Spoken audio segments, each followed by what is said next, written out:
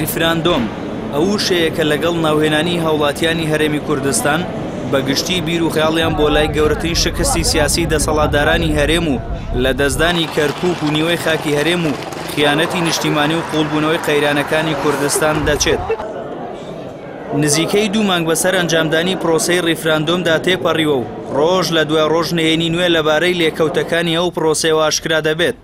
دوایەوەی ڕۆژنامەی شەرق الأوسەط بڵاوی کردەوە کە هەڵوەشانەوەی دەرەنجامەکانی پرۆسەی ریفراندۆم بە ئاگاداری و ڕێکەوتنی نێوان بەرپرسانی بەغدا و هەرێم بووە، بەو مەرجەی لە ڕاگەیاندنەکانەوە ئاشکرا نەکرێت بۆ ئەوەی بەرپرسانی کوردخۆیان بە شەرمەزاری لای میلەتەکەی خۆیان نەزانن. لە ئێستادا ئەوەش ئاشکرا بووە کە ڕێکەوتنی هەرێم و بەغدا لەسەر ریفراندۆم بە نێوەندگیری ئەمریکا و برێت مەگۆرکی نوێنەری دۆناڵد ترامپ بووە.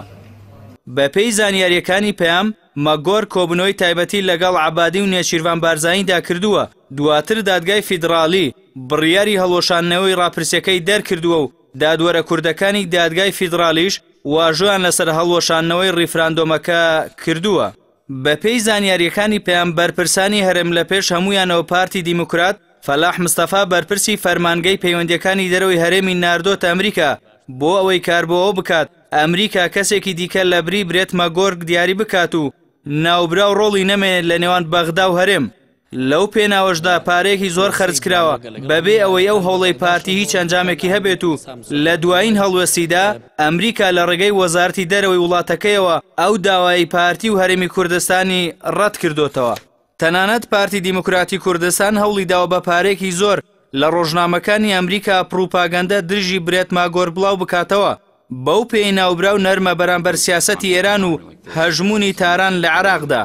لەگەڵ ئەوەی پارە و هەوڵێکی زۆریشی بۆ خراگەر، بەڵام هیچ یەکێک لە سیناریۆکانی پارتی دیموکراتی کوردستان و حزبە سیاسی هاوپەیمانەکانی بۆ پەردەپۆشکردنی شکستی ریفراندۆم سەرکەوتوو نەبووە کە دواترینیان خەرجکردنی پارێکی زۆرە بە ناوی لۆبی و نوێنەراتیەکانی دەرەوەی هەرێم بۆ دروستکردنی فشار لەسەر کۆمەڵگەی نێودەوڵەتی و جێڕانەوەی ئەو دەستکەوتانەی کە دەیان ساڵە لە غیابی دەسەڵاتەکانی حکوومەتی عێراق پارتی و یەکێتی وەکو موڵکی حیزبەکانیان مامەڵەیان پێوە کردووە و هاوڵاتیانی هەرێمەکەی خۆشیان پێچەواشە کردووە. ریفراندۆم لەگەڵەوەی 20 ملیۆن دۆلاری لەلایەن سەرۆکاتی هەرێمی کوردستانەوە بۆ تەرخانکرا و لە ڕێگەی کۆمسیۆنی هەڵبژارنەکانی هەرێمەوە بە 3 وەجبە پارەکە وەرگیرە، جگەلەوەی دەیان ساڵ کوردی بردەوە بۆ دوا و گەورەترین زیانی نەتەوەی و ئابووری بەدوای خۆی داهێنا کەچی ئەوانەی پشگیری ریفراندۆمیان کرد تاوەکو ئێساشدانیان بە هەڵە و شکستی خۆیاندا نەنا و تەنانەت ئامادەنین دەست لە پۆستەکانیان بکێشنەوە، بەڵکو داوای لێبوردنێکیشیان نەکردووە و دەیانەوێت دەیان ساڵی دیکەش درێژە بە سیاسەتی شکست خواردووی خۆیان بدەن و هێندەی دیکە قەیرانەکان لەسەر هاوڵاتیانی هەژار و کەم دەرامەتی کوردستان قوڵتر بکەنەوە.